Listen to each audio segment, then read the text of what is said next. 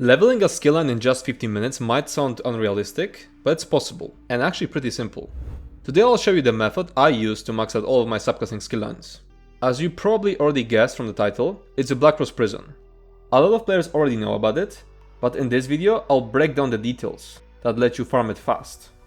Fast enough to fully level a skill line in 15 minutes. Blackrose Prison is a 4-man arena in Murkmire.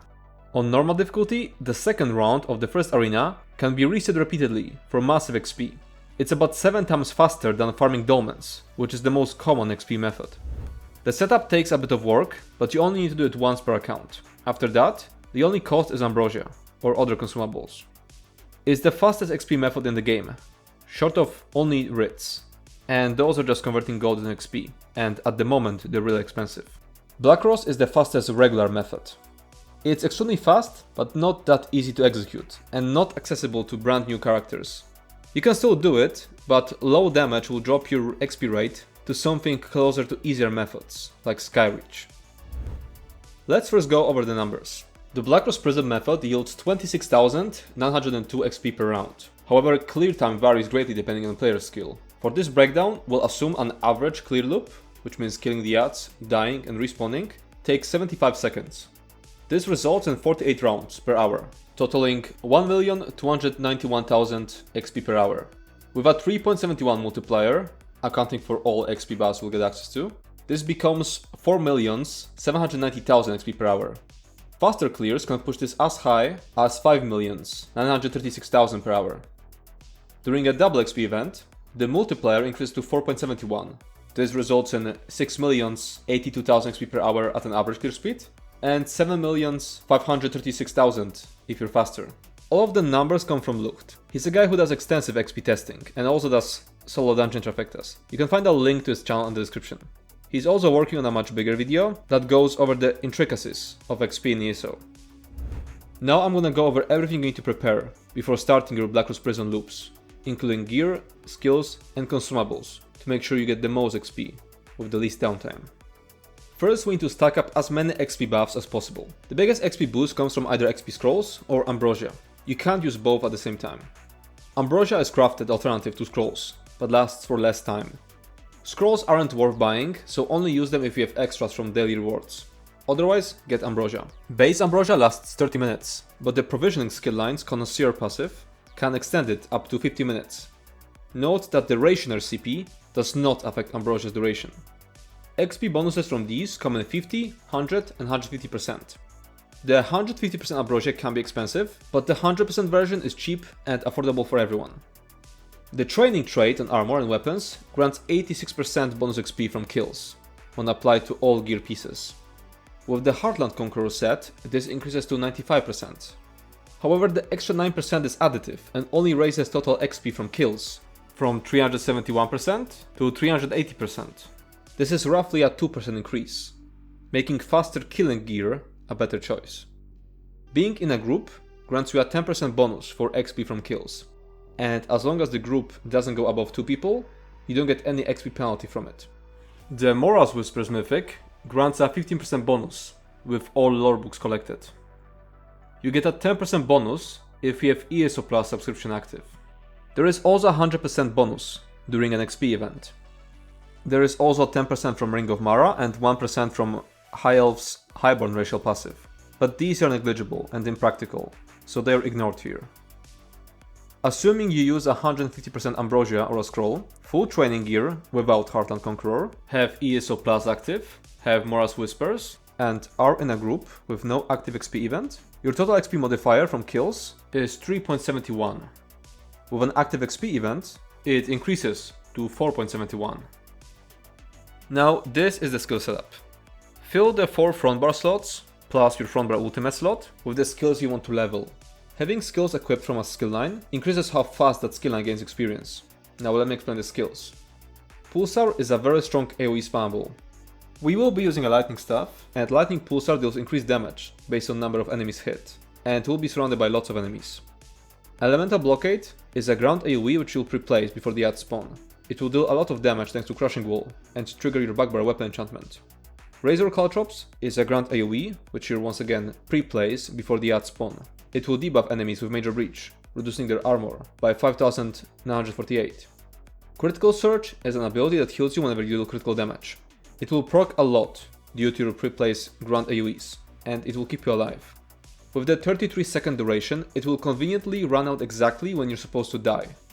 If you are not using the Stormcalling skill line and don't have access to Critical Surge, you'll have to slot a different healing skill or activate the healing sigil each round.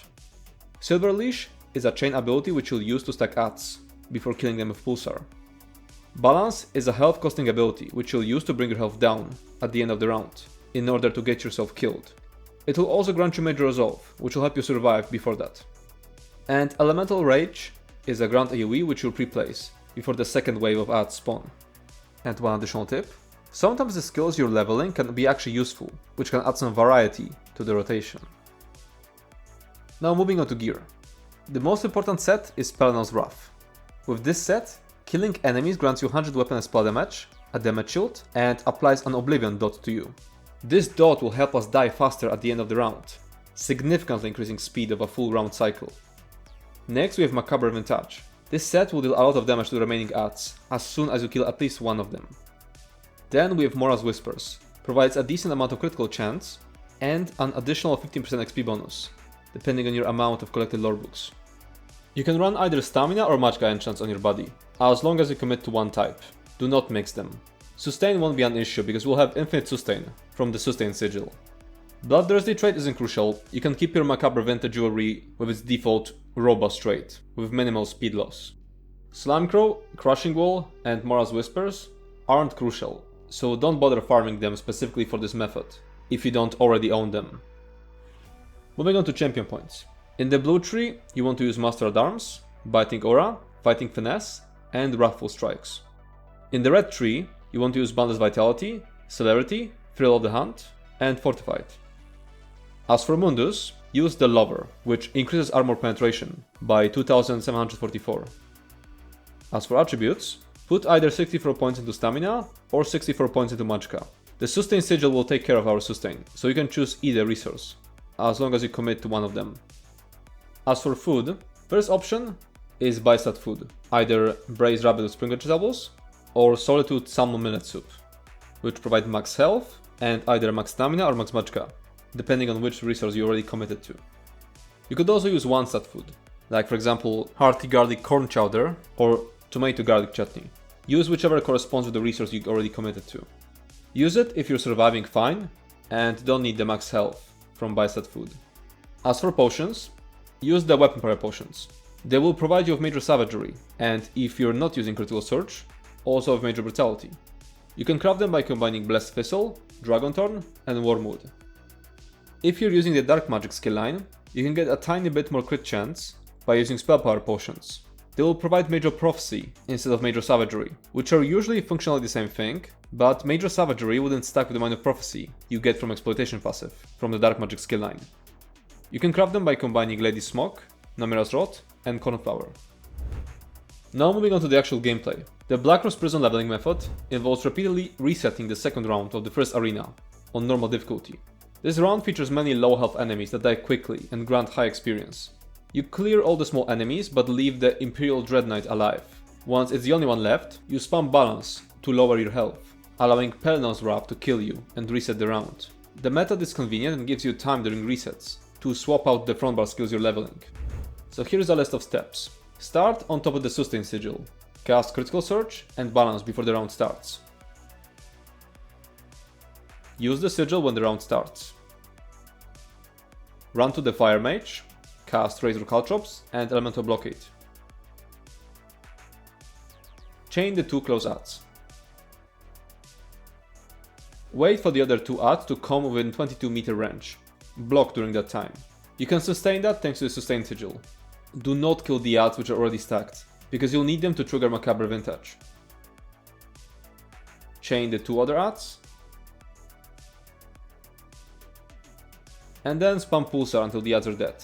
It should only take 2 Pulsars to trigger Macabre Vintage. Once the adds are dead, run to the spot shown on the screen and cast Elemental Rage, Razor Caltrops, and Elemental Blockade. Then start chaining the adds, prioritizing archers.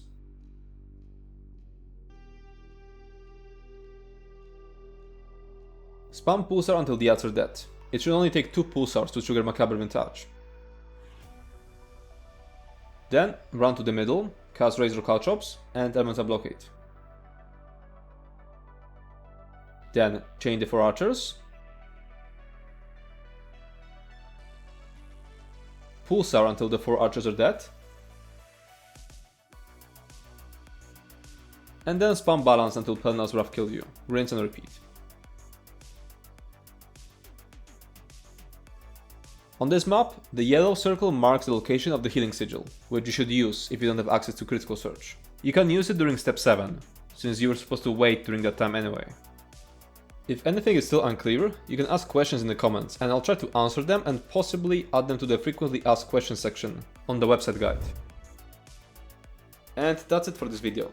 If you have any more questions, you can comment down below or join our Discord server Wildheart. As always, feedback will be appreciated. If you enjoyed this video, make sure to subscribe to my channel and check out my Twitch. Thanks for watching and see you next time.